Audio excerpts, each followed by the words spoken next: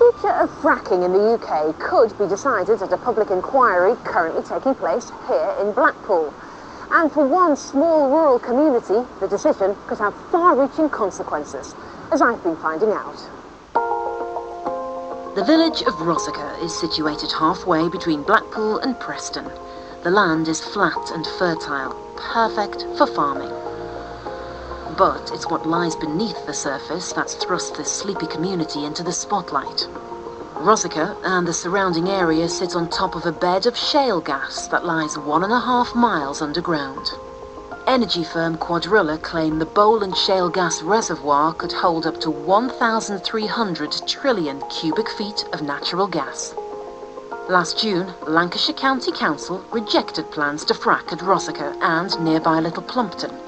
An appeal by Cuadrilla is now the subject of a public inquiry. As you approach the village of Rosica, it becomes pretty clear that this community has one issue on its mind. There are signs protesting against plans to frack every 50 yards or so. Look, there's one there, there's another one here. It is clear that there is a lot of opposition to fracking around here. For those living just a few hundred yards from the proposed drilling site, the prospect of fracking taking place on their doorstep fills them with dread. So when's baby coming? Well, who knows? Your guess is as good as mine. It's meant to be today. But, oh dear. No signs yet. We better get back in then if it's due today. When you were buying the property, did nothing come up in the searches? Nothing.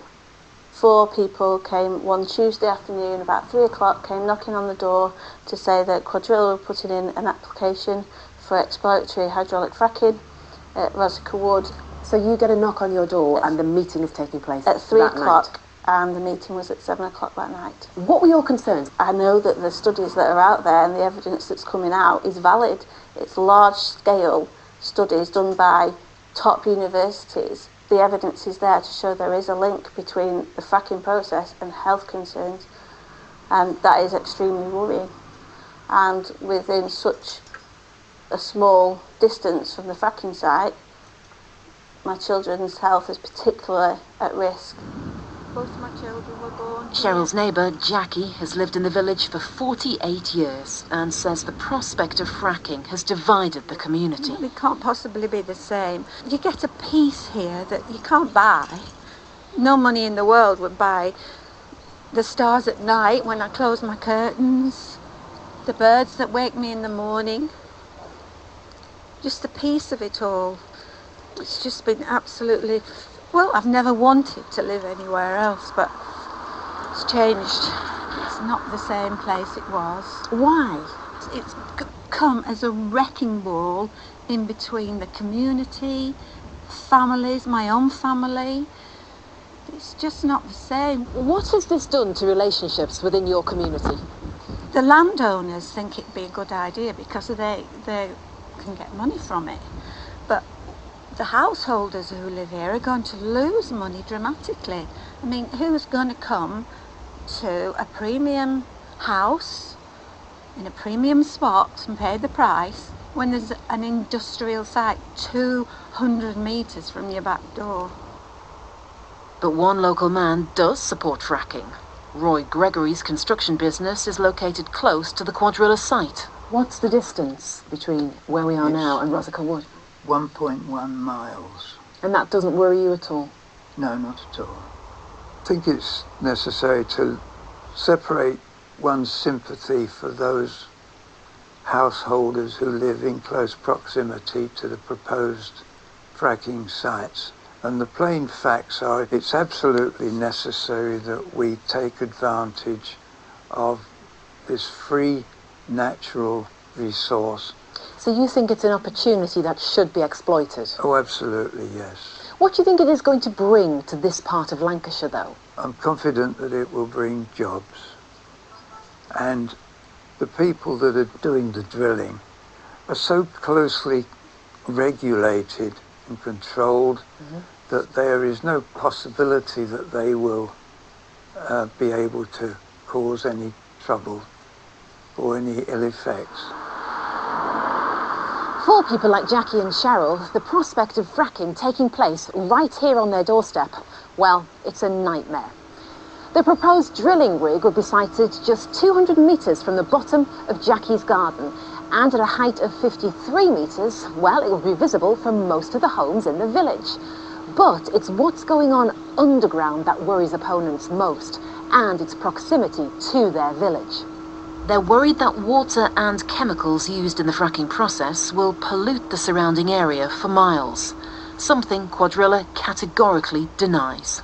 So, how realistic are the concerns of opponents? And the results are fairly scary. I spoke to an expert in America about possible links to ill health in communities where fracking is taking place. My article in the American Journal of Public Health was the seminal piece that actually began the whole discussion of the potential for harm from fracking to human health. We know from anecdotal information that many people who are living in close proximity are reporting minor ailments, nosebleeds, headaches, nausea, and so forth. And we're seeing similar reports, not just from Pennsylvania, where unconventional fracking is going on, but in other areas, Texas, Louisiana, Colorado, Wyoming, areas where there's been tremendous increase in the amount of drilling into shale to get oil and gas. But how can you be sure that they are directly connected to fracking? And that's the million-dollar question. What other lifestyle, behavioral factors might the individual have that could also contribute to some of these symptoms?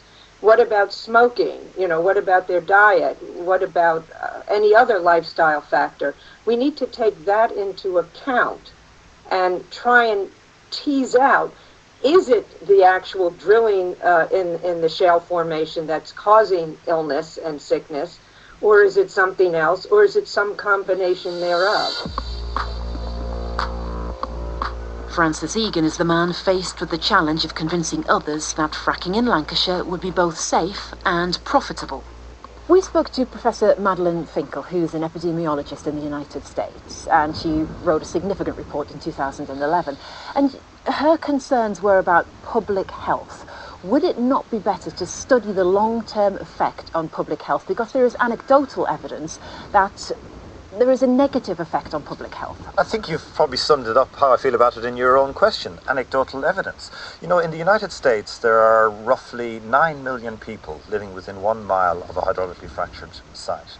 And it's been going on for 10 years now in the United States, and it's transformed their economy. It's transformed their gas prices, and it's transformed their manufacturing industry, a lot of whom are relocating to the States. Do you seriously think that if the United States were poisoning their own people, as has been alleged on the internet, it would be allowed to continue? You have said that it would be irresponsible not to explore what we have here in Lancashire in terms of natural gas. What do you mean by that? It has potential benefits in terms of revenue for the local community. There will be a community benefit even for the exploration wells. It's up to £400,000 per site, this size of site for the immediate local community. Mm-hmm. But if we go into a production phase, then there's a percentage of revenue that could run into millions of pounds. But I think the bigger benefit... For local communities? For local communities, yes. And the government has said that the business rates will stay locally for the local council. And God knows Lancashire is a place that needs that money. Lancashire County Council in particular needs that money. And your baby sister, isn't it? It's a month since I met Cheryl, and there's been a new addition to the family. 13 days late, but she's finally here, yeah? And this is Charlotte. And having another member in your family, is that another person for you to have to worry about when you've got the potential to have this industry on your doorstep? My major concern is my children. If this industry goes ahead, we certainly won't be sticking around, and the financial implications of that are terrible for us as a family. So it will be a tough decision, but it will be a decision that I would have to make for the health of my children. I won't risk that for anything, really.